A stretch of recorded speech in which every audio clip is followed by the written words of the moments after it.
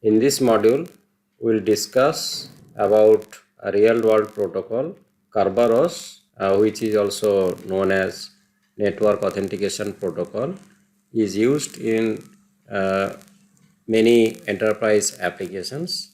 How Kerberos protocol works, that will be our discussion point. Now, in Kerberos protocol or in that enterprise application, the common theme, if you see, there are three important requirements. One is the authentication, that will basically check who is requesting for that service, verify the other party is someone you want to talk to. The user will request for service from that enterprise and authentication server will verify. Then next one is that key agreement, that one key will be shared between communicating parties, between there will be different communicating parties in that particular enterprise application. So how a common secret session key is going to be shared, that is key agreement. Then encrypted data exchange. So using that common secret, communicating parties will be exchanging message in a confidential manner. Now, if you look at Kerberos, enterprise setup, Kerberos protocol, that different communicating parties involved. So there are four entities. One is that key distribution center, ticket granting server, then user or client, and service provided by different servers. So key distribution center or that authentication center, authentication server, and ticket granting server. So they can also reside in a same system, but their responsibilities, tasks are basically different.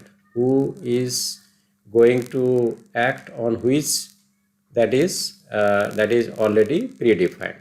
Then client is basically who will request for service, and server will provide the service after verifying the client request by key distribution center, ticket granting server.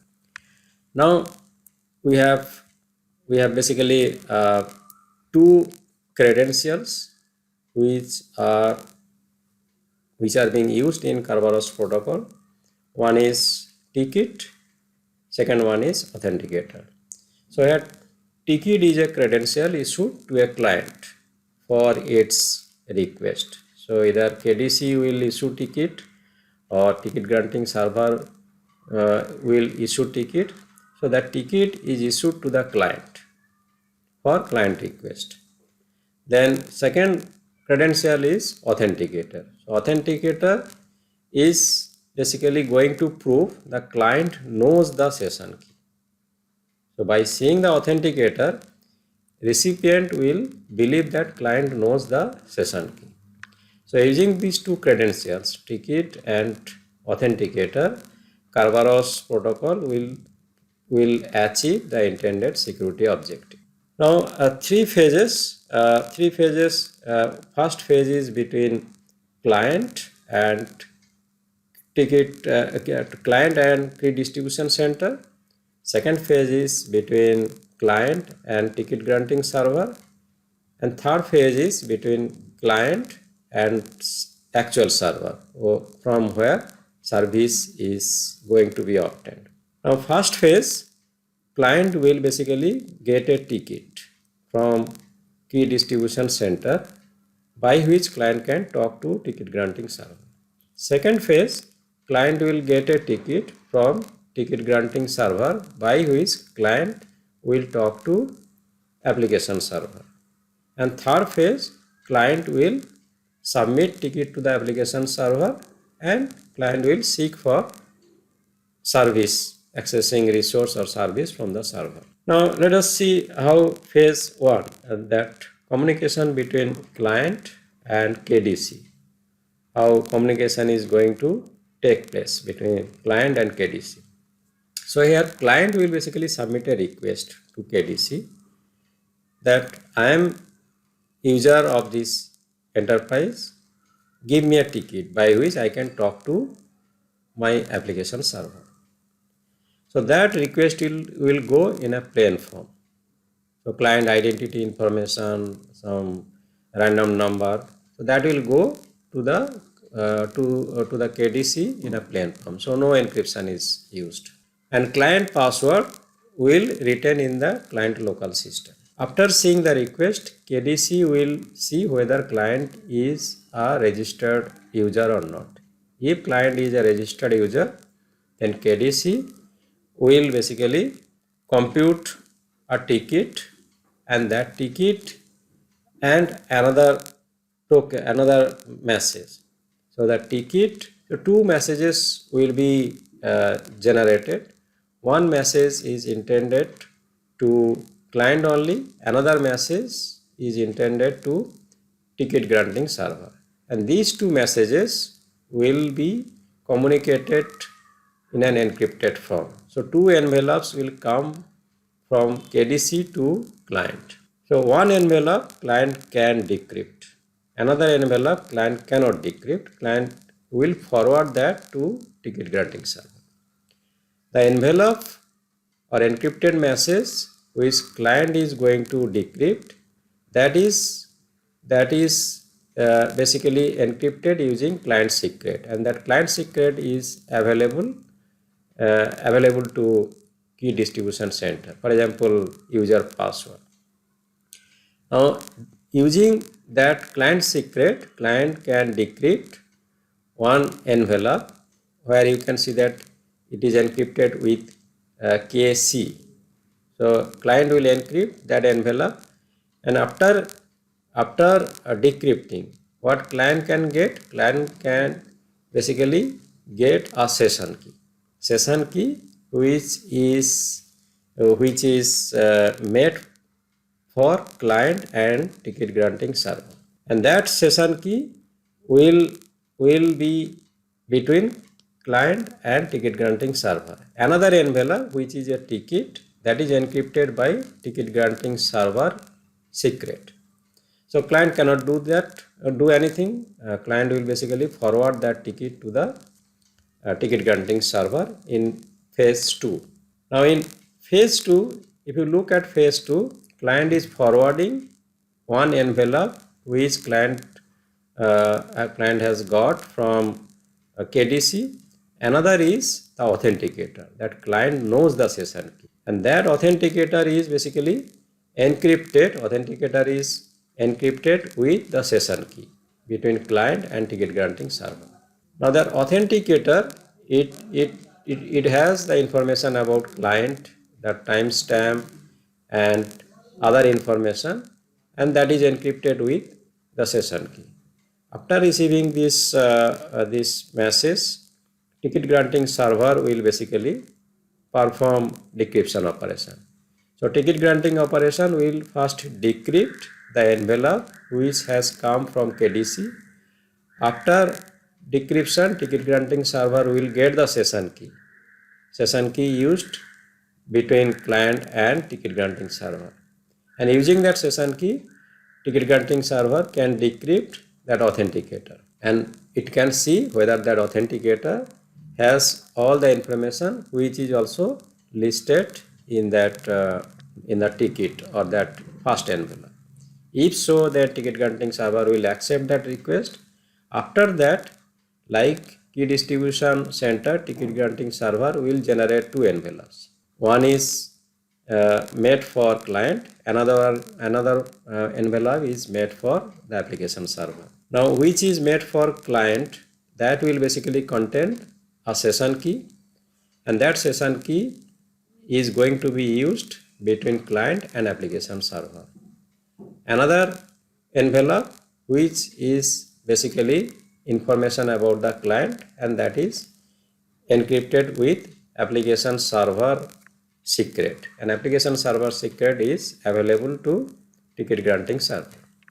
After that, ticket granting server will forward that that message to client. Client can decrypt one envelope.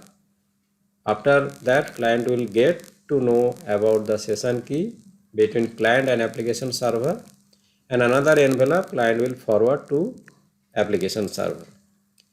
In the third phase, that client will forward one envelope which client has got from ticket granting server.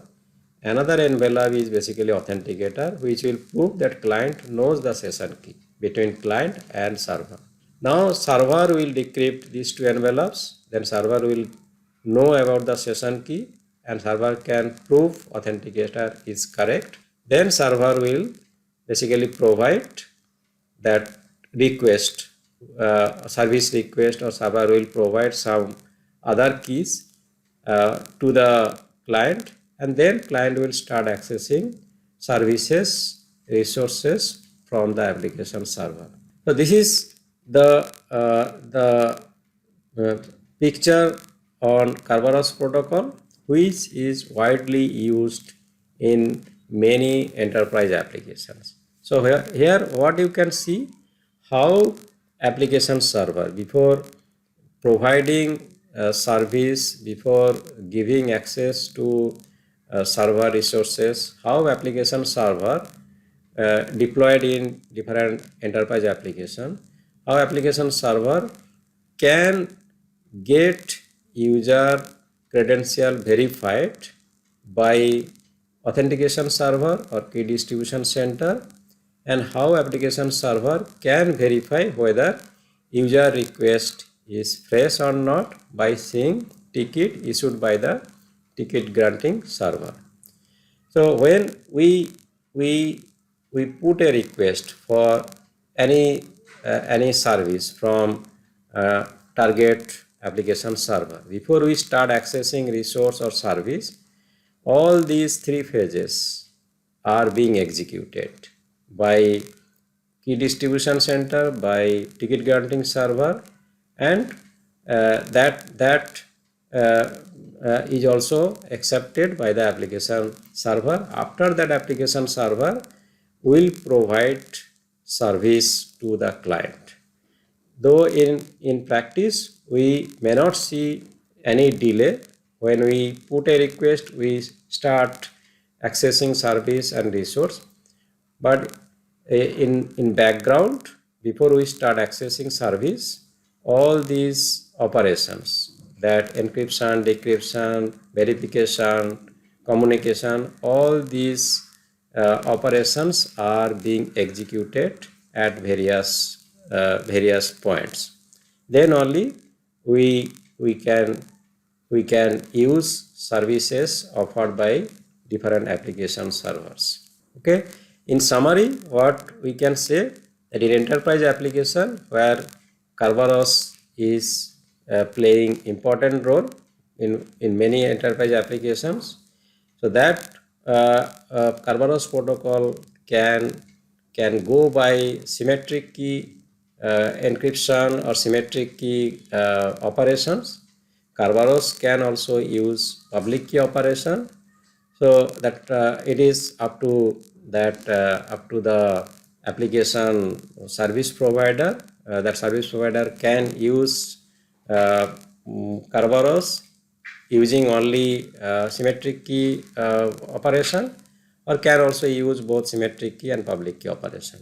But important point is that in that Kerberos setup, that multiple users, multiple servers will be there, and target objective is user will use services offered by enterprise, but there is one more entity, important entity, that is authentication server.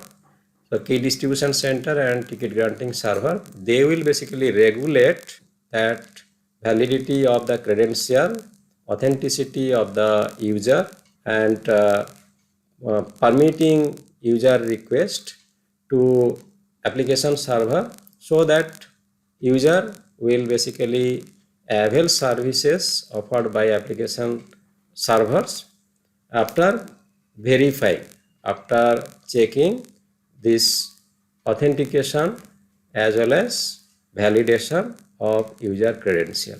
Although Kerberos protocol has found huge success in enterprise applications, the protocol has a couple of limitations. The first limitation of Kerberos protocol is single point failure. Single point failure because the KDC key distribution center is checking the authenticity of user. If KDC is down, then all services in Kerberos protocol, all services in enterprise applications will stop functioning. So KDC must be always available in enterprise application where Kerberos protocol is deployed. Second limitation is time synchronization.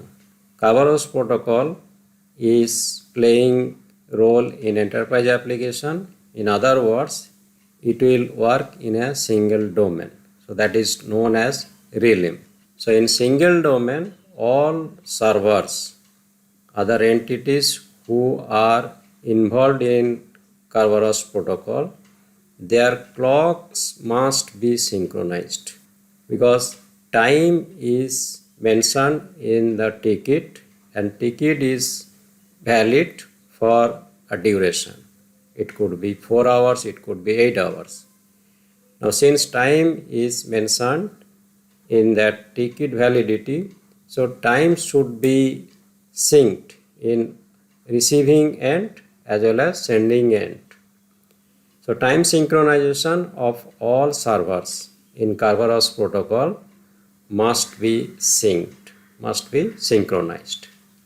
Otherwise, there will be problem and one ticket may be acceptable even though that ticket is already expired. Another important note in Kerberos protocol is that single sign-on.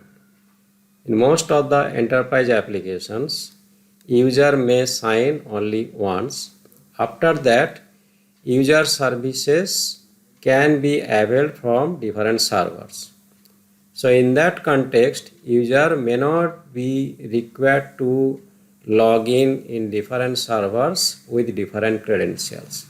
So user can log in with one credential. Once user logged in, then user will be allowed to access all services which that user is privileged to access. Now by seeing this, that Kerberos is a very successful protocol which has found applications in most of the enterprise area. However, the protocol is going to work in closed environment in a single domain. Now if someone wants to avail services from multiple domains, then there is a concept which is known as cross Kerberos. So cross Kerberos protocol is basically a protocol which will connect multiple domains. So user from one domain will be allowed to access service from other domain. So in that context, cross Kerberos protocol is going to play a role. Another important point that we should note that KDC is responsible to manage all users' passwords identity, whereas ticket granting server is responsible to manage all secrets of the servers deployed in that particular enterprise applications. So KDC and TGS, they are basically managing users credential and server credential respectively. So KDC and TGS, they must be available in order to provide services from that enterprise to different users. Otherwise, if KDC is down or if TGS is also down, then that protocol or that enterprise application will not be able to provide intended services. So these are two important limitations. One is single point failure. Second one is time synchronization of all servers deployed in Kerberos or that domain for that enterprise applications.